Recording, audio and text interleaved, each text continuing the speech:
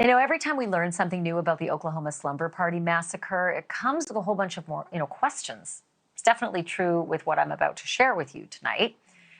The first piece of info comes from a guy named Ken Farnham. He's the prison chaplain who married Jesse and Holly McFadden. A lot of people have been wondering why he officiated that wedding of a sex offender a year after he was released from the jail, right? So why do you need the prison chaplain?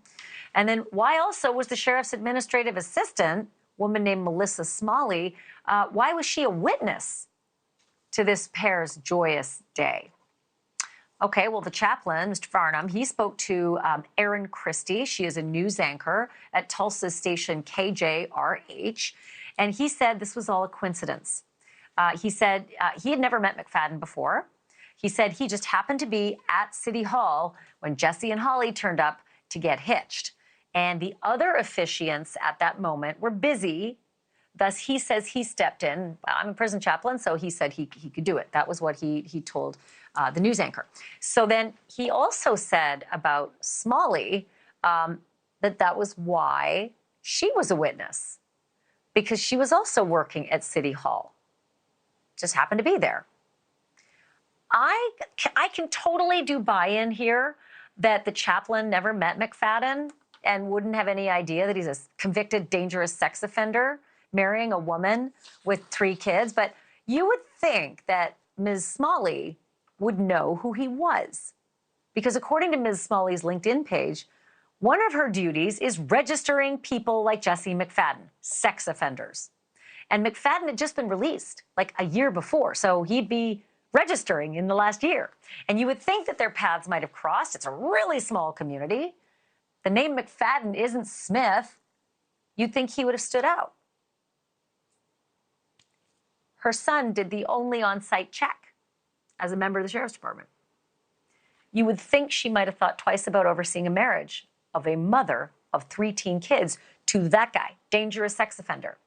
And we've been getting a whole lot more questions also about the phone numbers, the 32 phones registered at the home where the murder-suicide took place, specifically that Holly's mother and Holly's ex-husband both had phones that were registered to that murder address. Now, early on, the home was described as McFadden's property, right? Almost like it was his hideaway, his torture chamber, his sex dungeon. Turns out it's not really the case.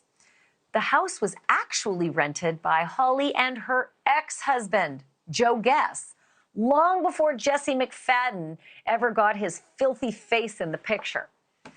So when Joe and Holly split up last year and Joe moved out, McFadden moved in. Happy family. We have spoken to Ivy Webster's father, Justin Webster, and she's, of course, one of McFadden's victims on the sleepover. He tells us that the house was indeed this family's main residence, this torture chamber with all the restraints and sex toys and drugs everywhere. That was the family's main residence. And he said it was just down the street from their own home, from Justin's own home, and Ivy.